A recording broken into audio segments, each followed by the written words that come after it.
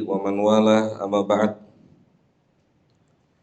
Baik, teman-teman semua yang dimuliakan oleh Allah Subhanahu wa taala.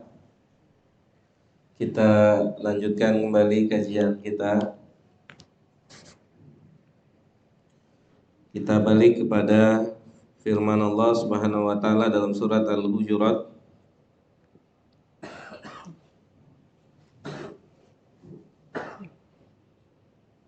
ayat ke-14.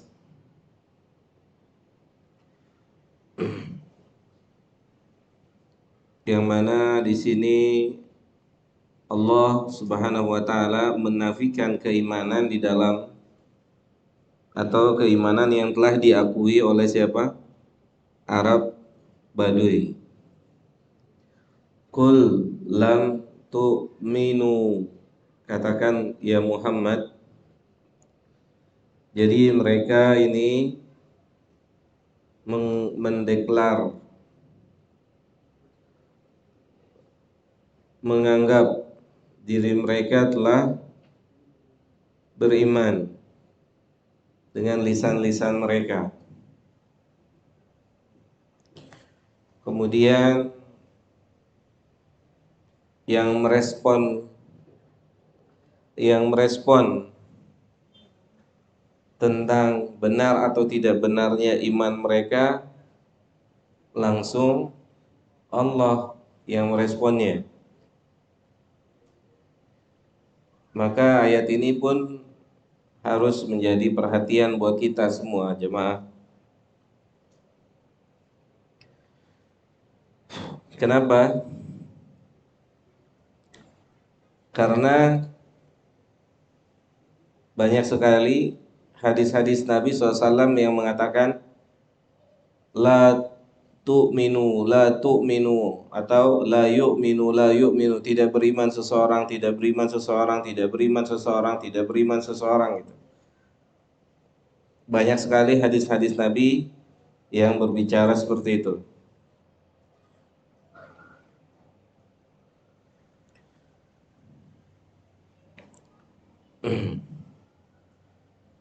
Qul lam tu'minu walakin qulu aslamna walamma yadkhuli al-imanu fi qulubikum. Iman itu belum masuk ke dalam hati mereka. Ya. Iman itu belum masuk ke dalam hati mereka.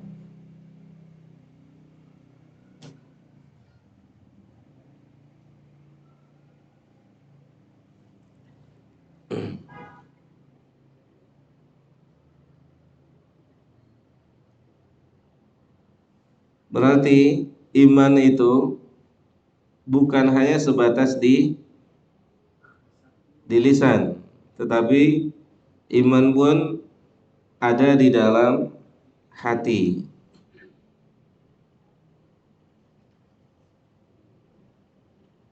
Jelas sampai sini? Baik. Kemudian yang ketiga, tadi kan dua ya. Sudah dua ya. Apa? Yang pertama apa? Julian. Yang kedua?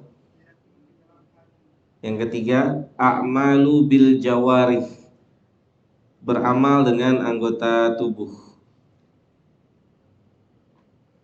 Beramal dengan anggota tubuh.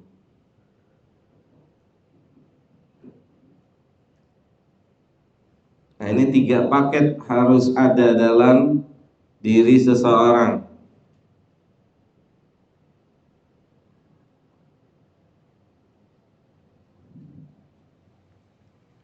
Lihat apa kata Allah berikutnya, wa in tuti'ullaha war rasulah, dan jika kamu dan jika kalian mentaati Allah dan Rasulnya, la yalitskum min a'malikum syai'a, maka Allah Jalla Jalaluhu tidak akan mengurangi timbangan dari amalan-amalan yang telah engkau kerjakan. Mentaati Allah dan Rasulnya dengan apa? Hah? Dengan apa? Dengan amal bil jawari, amal dengan anggota tubuh. Kalau hanya klaim mencintai Allah dan Rasulnya, mudah nggak? Mudah. Bahkan satu ayat Al-Quran dinamakan oleh ulama ayatul ikhtibar liman za'ama annahu yuhibbullaha wa rasulah. Ada satu ayat dalam Al-Quran yang ulama beri nama ayat tersebut ayat ujian untuk siapa saja yang mengklaim dirinya cinta Allah dan Rasulnya.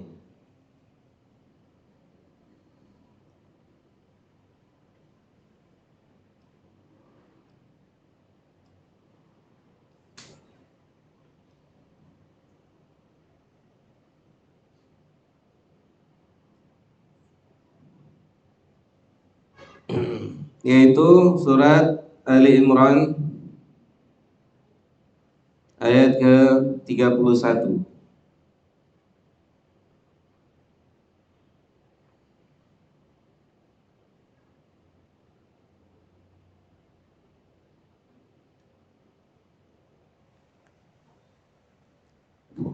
Ketemu ya? Ayat ini dikatakan ulama ayat ikhtibar, ayat ujian. Untuk siapa? Untuk siapa? Wah, tadi sudah saya sebut. Untuk siapa? Untuk orang yang mengklaim dirinya itu mencintai Allah dan Rasulnya.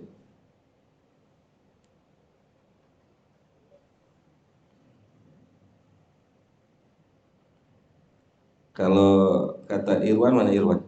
Irwan, Wan. Waduh.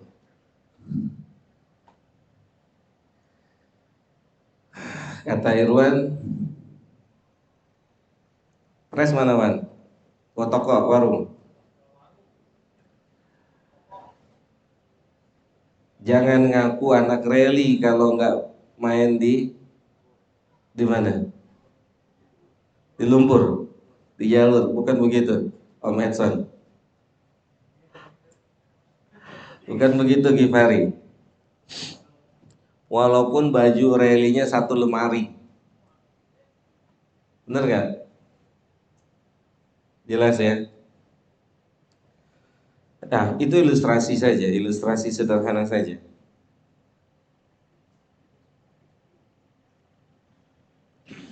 Di sini ya, atau misalnya pecinta bola ya, pecinta sepak bola, ada apa namanya,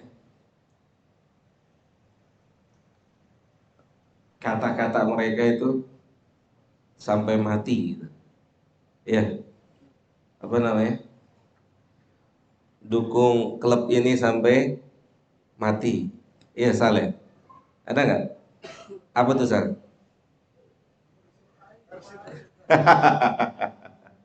Sampai mati ya, Saleh. Belum dikatakan supporter sejati kalau belum datang ke stadion, benar nggak Raka? Kalau supporter hanya di televisi, palsu nggak supporternya itu? Palsu ya? Hah? Kaleng-kaleng ya? Jelas, ini ilustrasi. Anda mau ajak antum berilustrasi dulu gitu. Jangan ngaku-ngaku cinta sama Persija kalau nggak tahu di mana dulu Persija latihan. Di mana dulu? Ayo, tapi Persija. Jangan ngaku-ngaku gue Jakarta, gitu kan. Hah? Kalau nggak kenal sama Bambang Pamungkas, jangan ngaku-ngaku Persib nu aing gitu kan. Kalau nggak kenal Kang Robi Darwis misalnya, benar nggak? Kurang lebihnya gitulah. Antum jangan ngaku-ngaku jago main gitar kalau nggak tahu pemain keyboard Kurt Cobain. Terus jangan antum sambung-sambungin, udah cukup gitu aja. Esal ya. Baik, kita masuk ke ayat ini. Jangan ngaku-ngaku cinta sama Allah. Makanya ayat ini dikatakan apa? Gue biasa main gitar pakai tangan kiri. Nih mainin. Bingung dia. Nih pakai, nggak ngerti dia. Oh, gue biasanya nggak begini gitarnya, yang gimana? Terbuat dari apa? Rotan. Hah? Baik. Qul in kuntum tuhibbunallah. Ini ayat, kata para ulama, ayat ikhtibar, ujian. Buat siapa? Buat orang yang mengklaim dirinya cinta kepada Allah. Qul in kuntum tuhibbunallaha. Mas, Mbak, siapa saja antum yang berkata dengan lisan antum mencintai Allah, kata Allah, agar bagaimana sikap antum dengan Nabi.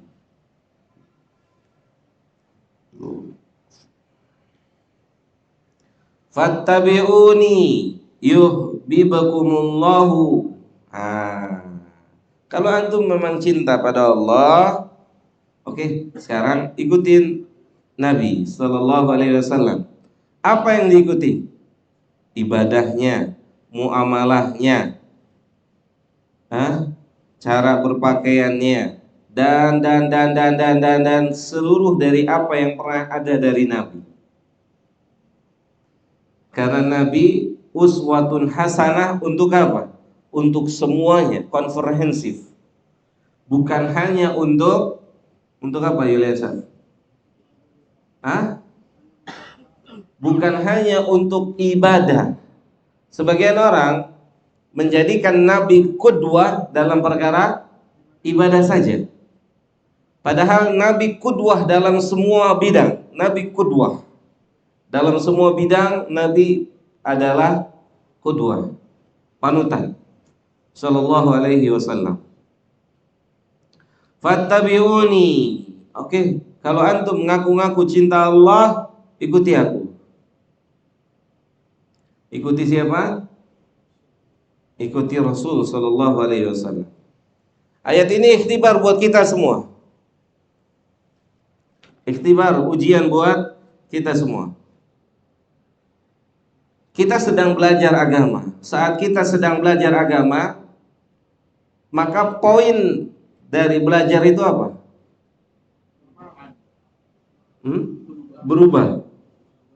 Berubah. Sampai puncaknya timbul rasa takut kepada Allah. Kata Imam Ahmad, al-aslu fil ilmi khasyatullah. Inti dari ilmu adalah rasa takut pada Allah. Rasa takut pada Allah, itu inti. Jadi antum bertahun-tahun belajar, kalau nggak dapat rasa takut, atau antum nggak pernah tetesin air mata antum di malam hari atau di kala antum sendiri, maka antum belum dikatakan sebagai pelajar yang berhasil. Karena apa? Yang Allah sebutkan di dalam Al-Quran, yang takut sama dia siapa? Innama yakhshallahu min ibadihi al-ulama. Kata Allah apa? Dari sekian banyak manusia, seluruh yang diciptakan oleh Allah, yang takut sama Allah itu cuma ulama. Siapa itu ulama? Mereka yang mengerti ilmu din dan mengamalkannya. Siapapun tidak dianggap takut sama Allah, bahkan dianggap menentang Allah.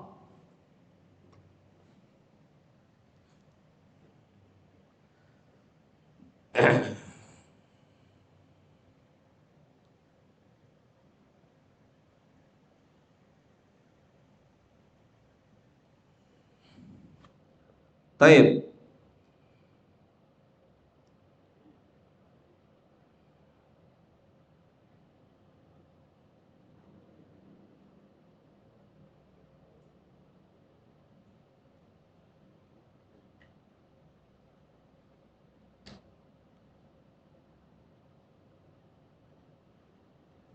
Antum lihat surat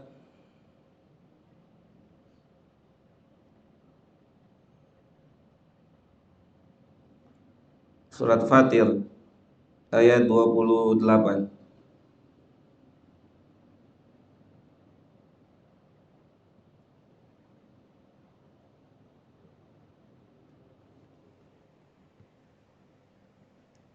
Oke, ketemu? Surat Fatir ayat 28, Allah bilang apa? Innama yakhsyallaha min ibadihi al-ulama. Sesungguhnya manusia yang diciptakan oleh Allah, yang takut sama penciptanya itu cuma ulama. Jadi mustahil orang takut sama penciptanya kalau dia nggak ngerti ilmu din. Mustahil. Jelas? Mustahil.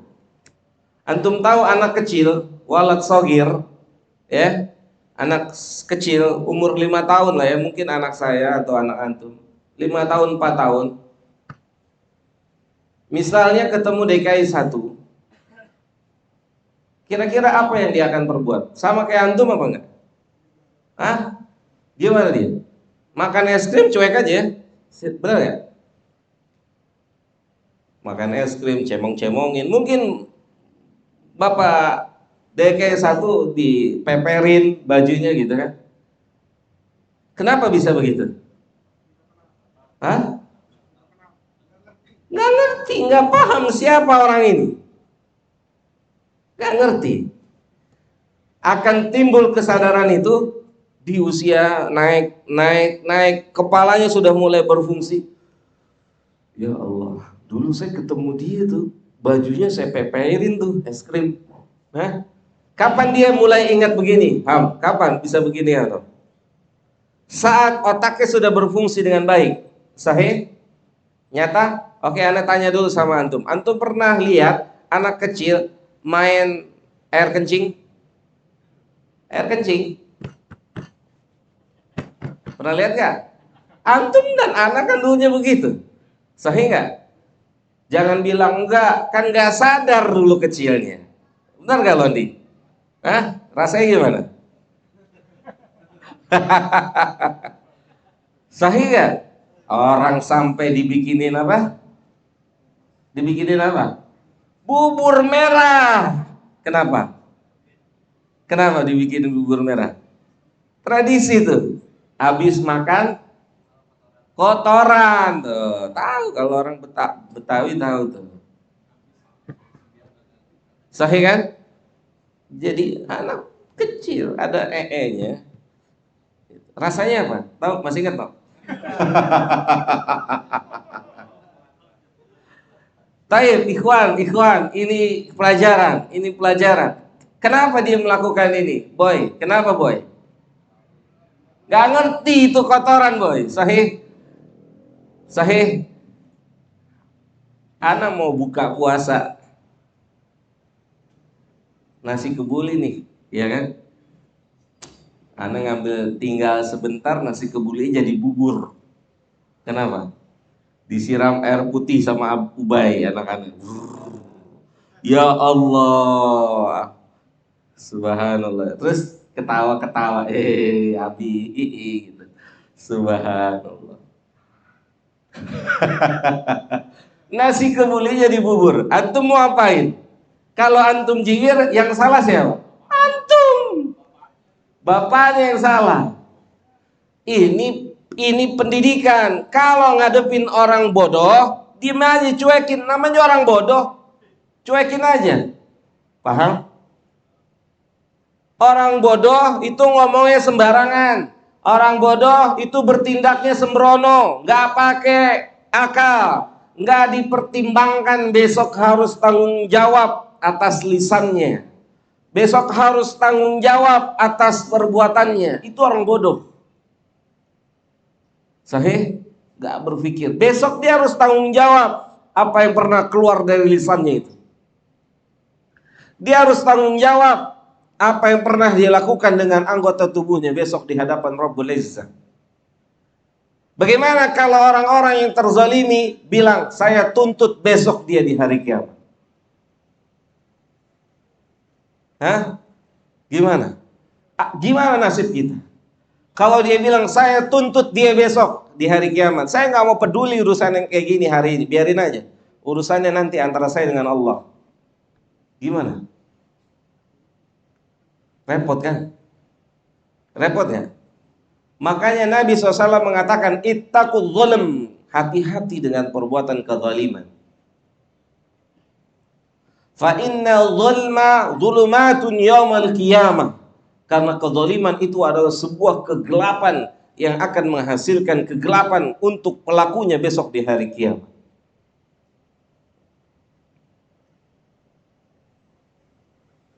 Taib, sama dengan kita. Kalau kita nggak mengerti ilmu din, mustahil ada rasa takut dengan Rabb kita. Mustahil, mustahil. Berapa persen? Berapa persen kemustahilannya? 100%. Siapa yang bilang? Ustaz, bukan, Rabbul Izzah. Allah yang bilang. Allah bilang apa? Innama yakhshallah, yang takut sama saya. Siapa saya? Allah. Yang takut sama saya, siapa yang Allah sebutkan? Ulama. Hanya mereka yang paham ilmu din. Ali bin Fudail bin Iyad mati mendengarkan ayat Al-Quran. Kita, Ali putra dari Fudail bin Iyad mati saat bapaknya pimpin sholat baca ayat-ayat tentang siksa. Mati. Makanya Ali itu dikenal orang yang sangat lembut hatinya. Saking takutnya, saking dahsyatnya hatinya, mati di tempat. Allahu Akbar. Kita gimana?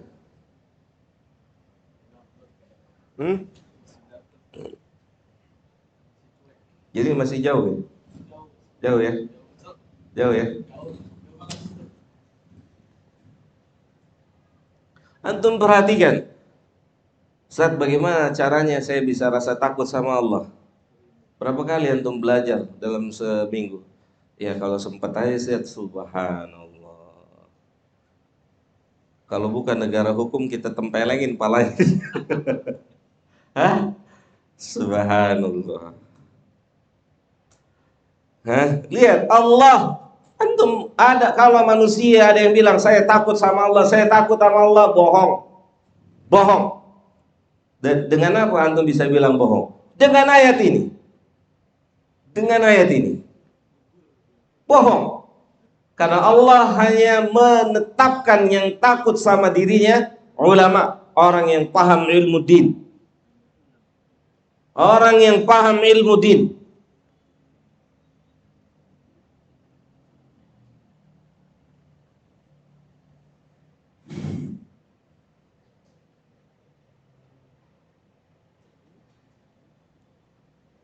Jelas ya ikhwan ya? Dan demikian juga dengan kita. Saat kita nggak mengerti siapa Allah dan siapa kita, maka asal-asalanlah hidup kita. Sesuka-suka kita lah hidup di bumi. Tidak mengindahkan apa yang Allah inginkan. Kenapa seperti itu? Karena kita nggak paham siapa Rabb kita.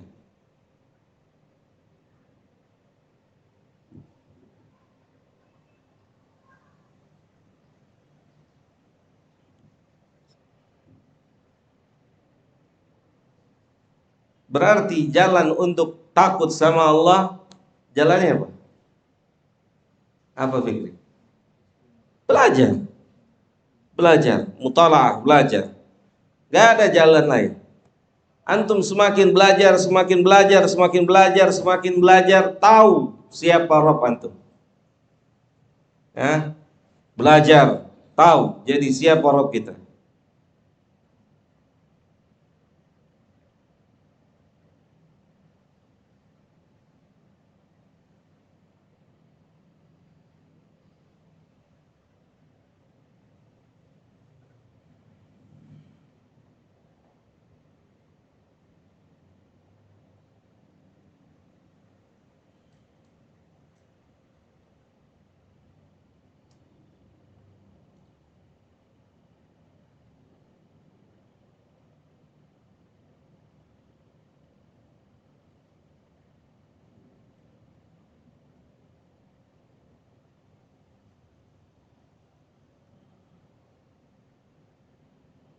Baik.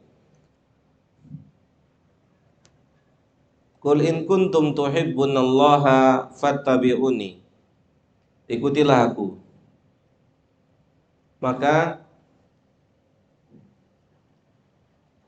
kata Allah Jalla Jalalu, kita balik ke ayat yang tadi. Ayat ikhtibar. Kalau kita mengaku mencintai Allah, maka Allah kasih syarat. Gimana sikap kita dengan Nabi? Kita introspeksi masing-masing. Hadis Nabi itu yang kita pangkas berapa persen dalam hidup? Yang kita terima berapa persen? Lebih banyak yang dipangkas apa lebih banyak yang diamalkan? Berapa persen hadis Nabi yang kita tolak?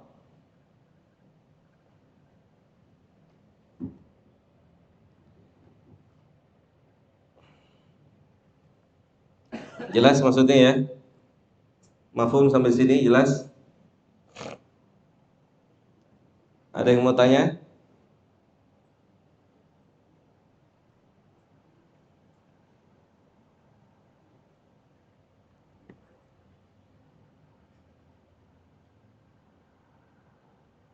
Nggak ada ya?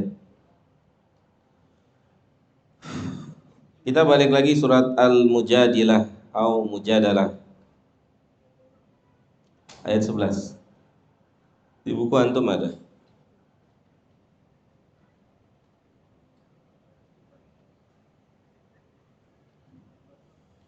Allah yang akan meninggikan mereka. Oleh karena itu dengan ayat ini ulama bilang apapun yang dilakukan oleh manusia di bumi ini untuk menggapai ketinggian di bumi ini tidak bisa melebihi ketinggiannya para ahlul ilmu. Gak bisa. Antum kejar sekencang-kencangnya dunia, jabatan dan yang semisal dengannya, antum dapat, tetap antum tidak akan pernah bisa mengalahkan kedudukan ahlul ilmu. Kenapa? Karena ahlul ilmu dimuliakan langsung oleh Allah. Ahlul ilmu tidak promosi. Ada ahlul ilmu promosi? Gak ada. Ya, ahlul ilmu tidak promosi, tapi mereka dipromosikan langsung dari Rabbul Izzah. Makanya ini buat teman-teman semua, nasihat buat saya dan buat kita semua. Tersebarnya ilmu itu bukan semata-mata karena medsos. Jelas? Mana buktinya? Al-Imam Al-Bukhari hidup tidak di zaman medsos. Sahih. Al-Imam Ahmad atau para kudama, apa kudama? Orang terdahulu. Mereka hidup belum ada alat-alat secanggih ini. tapi mereka, nama-nama mereka melebihi nama manusia yang hidup zaman hari ini. Sahih? Berarti siapa yang tinggikan mereka? Allah Jalla Jalal. Mafhum? Allah. Balik lagi, konsentrasi, meluruskan niat. Meluruskan niat. Makanya Ali mengingatkan radhiyallahu taala anhu, kun fi qabulil a'mali ashadda minkum ihtimaman minal amal. Kata Ali bin Abi Thalib radhiyallahu taala anhu, jadikanlah fokus kalian terhadap diterimanya amal lebih besar dari amal itu sendiri. Jelas? Fokus kalian diterimanya amal lebih besar dari amal itu sendiri.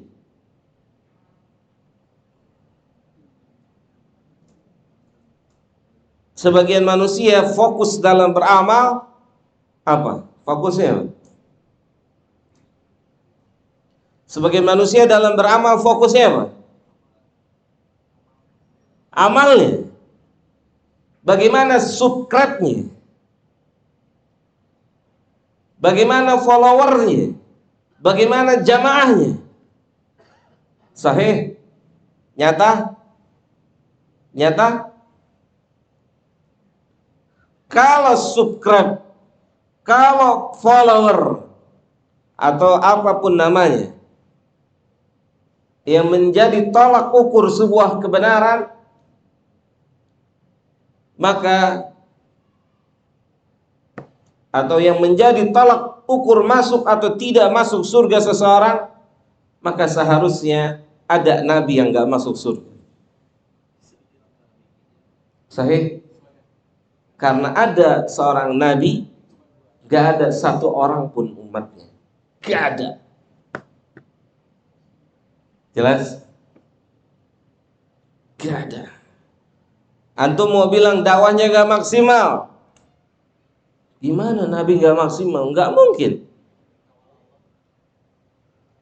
Dakwahnya kurang bijak, antum lebih bijak. Hah? Jelas? Maka tepat apa yang dikatakan oleh Ali radhiyallahu anhu. Fokus, ini amal akan diterima atau tidak oleh pencipta alam semesta ini, Rabbul Izzah.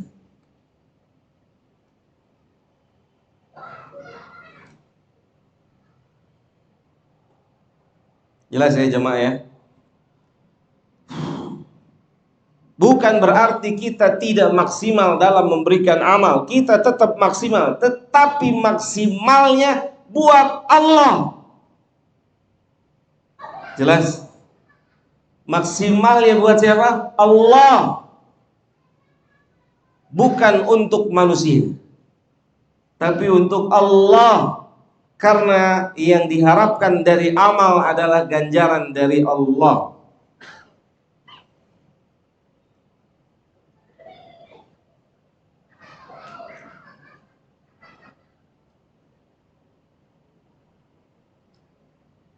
Itulah beratnya ikhlas.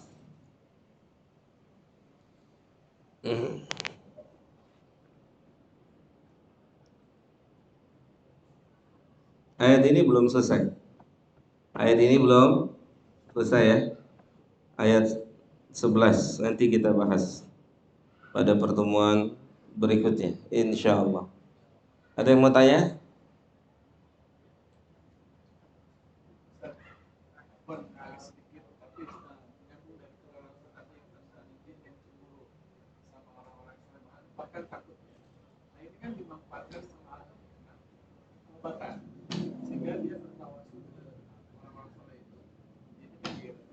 Jin apa?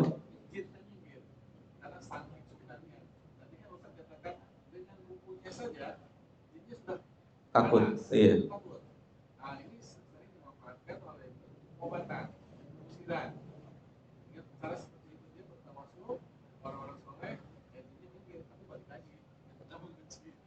Iya, iya. Nah ini akhirnya ya saudara-saudara kita mengamalkan seperti itu.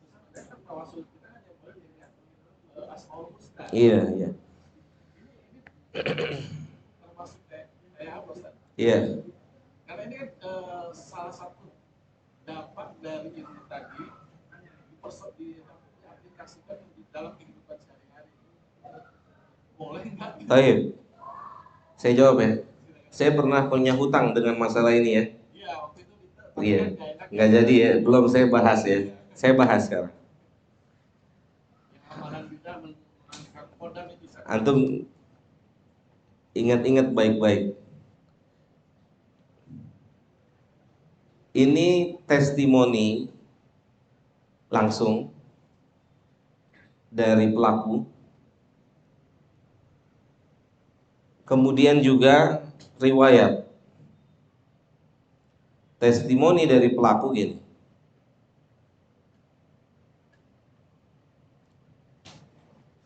Allahumma ighfir lahu, semoga Allah ampuni dosa-dosanya.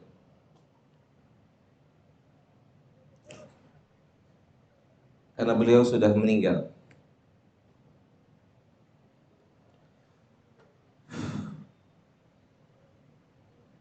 Makanya dakwah ini pahit, tetapi dia harus disampaikan. Terutama tentang dakwah tauhid dan dakwah sunnah. Hakikat orang yang cinta pada manusia, sesungguhnya mereka yang menyampaikan tauhid. Karena dengan tauhid manusia bisa selamat ketemu Allah. Walaupun resikonya dibenci oleh manusia,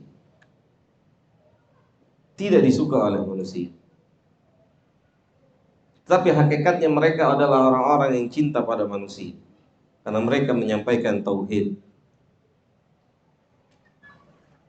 Dan itu sudah sunatullah.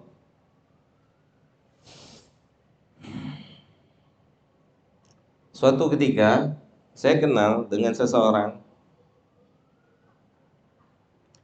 yang sama seperti kita, begini, belajar begini. Sekian lama nggak ketemu sama saya, kurang lebih 5 tahun. Setelah 5 tahun ketemu lagi, ternyata sudah buka praktek pengobatan di rumah. Buka praktek pengobatan di rumahnya. Saya ke rumahnya. Bahkan saya nginep di rumahnya. Saya mau tahu dia ngerjain apa. Karena saya kenal sama dia. Karena dulunya barang kayak begini sama antum, lihat kekurangan ilmu. Kurang ilmu, salah jalan. Hati-hati. Lihat Al-Quran, kalau ngomong tanpa bukti kayak ngomong di warung kopi. Betul nggak? Nggak perlu panggil ustadz duduk di sini. Sahih?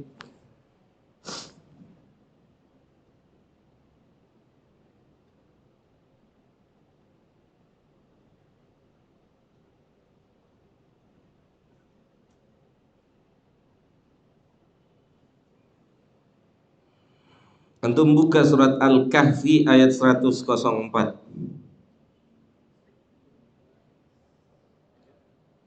Ayat 104.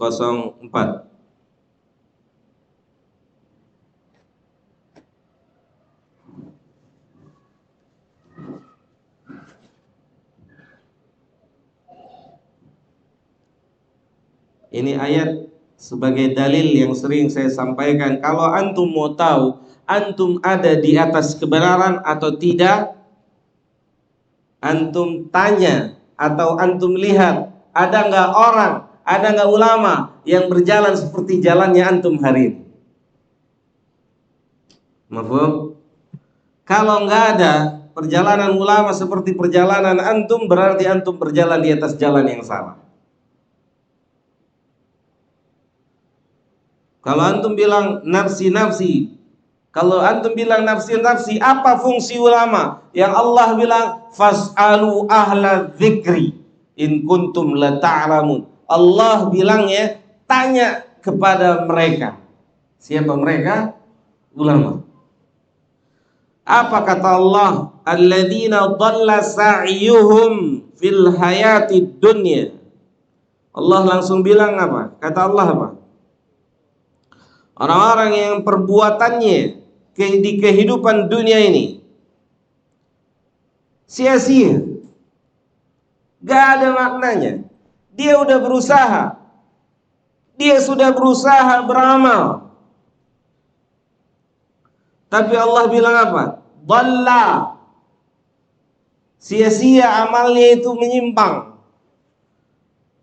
Alladzina dhalla sa'yuhum fil hayatid dunya. Mereka sudah melakukan amal atau belum? Sudah mengerjakan amal atau belum? Sudah. Mereka sudah capek. Nasallallahu al-afiyah wassalam. Makanya pentingnya selalu bertanya kepada ahlu ilmu. Itu kaidah dasar. Apakah perjalanan saya beragama dilalui oleh orang-orang terdahulu atau tidak? Mafhum?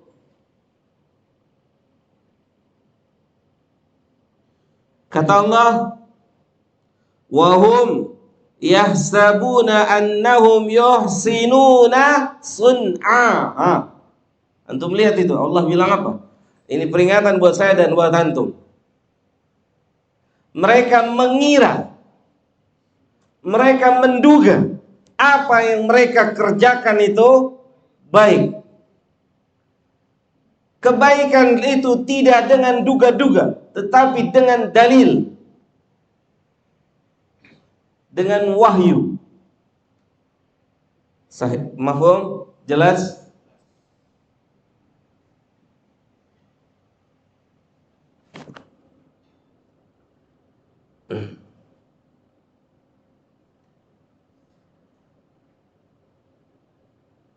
Makanya nggak bisa lepas kita hidup dari bimbingan para ulama.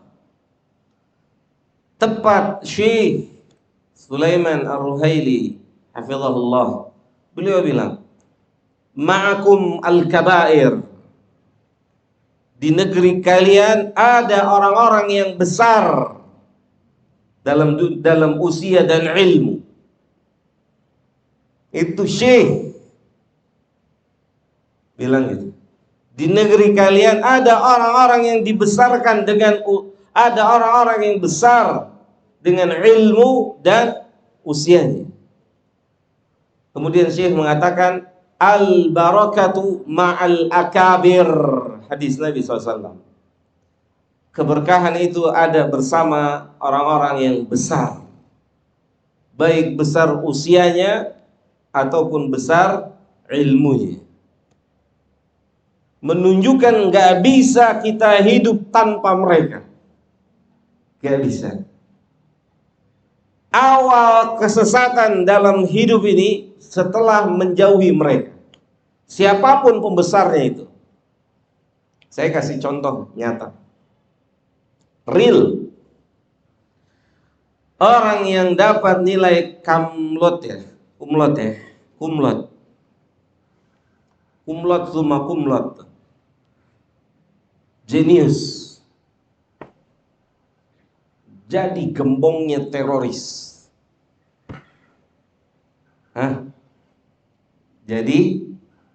Jadi gembongnya teroris. Subhanallah. Ana tanya sama Syekh, karena kita satu alma mater, tapi nggak pernah satu angkatan, jauh. Ana tanya, apa yang menyebabkan seperti itu Syekh? Syekh tahu karena Syekh pernah ngajar dia, kemudian ngajar saya dan angkatan-angkatan. Apa yang menyebabkan bisa seperti itu? Padahal dia ma'ruf bidzaka, ma'ruf dengan kecerdasannya. Apa jawab Syekh? Karena dia sudah berjalan sendiri, tidak merujuk lagi kepada ulama. Jelas? Gak bisa. Siapapun kita gak bisa lepas dari yang namanya ulama. Gak bisa. Gak bisa. Mafhum? Dan itulah kesesatannya. Berjalan sendiri tanpa mengikuti bimbingan para ulama. Saya kasih ilustrasi sederhana aja deh tentang kehidupan dunia. Antum mau contoh apa? Antum mau dikasih contoh apa? Masalah dunia. Hah? Mau contoh apa? Perjalanan safar menuju Surabaya. Oke? Safar menuju Surabaya. Sebelum antum safar Surabaya, itu sudah ada yang banyak pergi ke Surabaya. Sahih nggak? Jangan songong, kata orang Betawi itu bilang. Hah? Benar, Julian Saf? Apa maksudnya? Tanya, Pak Eyang ke Surabaya lewat mana? Sahih? Tanya. Nggak perlu tanya orang tua kuno. Hah? Jalan sendiri. Kuno. Nyampe nggak Surabaya? Kapan? Belangsak. Udah nyasar, percaya diri lagi. Hah? Nyasar, percaya diri. Ada nggak? Banyak. Udah nyasar, percaya diri. Ini kan repot ya. Yuhsinuna sun'a. Mereka mengira melakukan kebaikan. Nggak tanya dulu, pakai maps, nggak perlu map-mapan. Surabaya tahu, sonoan dikit Serang. Hah? Surabaya sonoan dikit Serang. Hah? Gila nih orang. Gimana Yulian Sam? Gila nih orang. Sahih? Saya langsung bilang gila nih orang. Oh iya. Saya tanya waktu di Matam, nyamuk ikut ngaji tadi, dia nggak nempel di tubuh saya. Saya tanya waktu di Matam, di apa namanya Matam? Hah? Rumah makan ya? Kebetulan, wah kesempatan. Kita itu pelajar itu, kalau ketemu syekh, itu pokoknya ikat tanya begitu. Nggak dikasih apa? Nggak dikasih kesempatan, pokoknya tanya. Wah, masya Allah. Iya. Saya tanya syekh, kayak syekh, kata syekh, dia jalan sendiri. Itu aja jawabnya, karena dia sudah jalan sendiri melupakan para ulama. Gak bisa ikhwan, gak bisa. Apalagi mau masuk surga jalan sendiri. Hah? Mau masuk surga jalan sendiri. Antum buka toko aja harus tanya sama senior toko, gimana masuk surga songong-songong gitu kan. Paham maksud saya? Tanya dong. Lihat kehidupan orang yang sudah dipastikan masuk surga siapa? Para sahabat. Gitu. Oke, mohon maaf atas kelebihan waktunya. Kita lanjut pekan. Ini terpotong ya, penjelasannya terpotong ya. Oke, nanti kita lanjut pertemuan yang akan datang insya Allah. Mudah-mudahan yang pertemuan hari ini bermanfaat buat saya dan buat antum. Wassallallahu ala nabiyina Muhammadin wa ala alihi wa sahbihi ajmain. Subhanakallahumma bihamdika asyhadu an la ilaha illa anta astaghfiruka wa atubu ilaika. Assalamualaikum warahmatullahi wabarakatuh.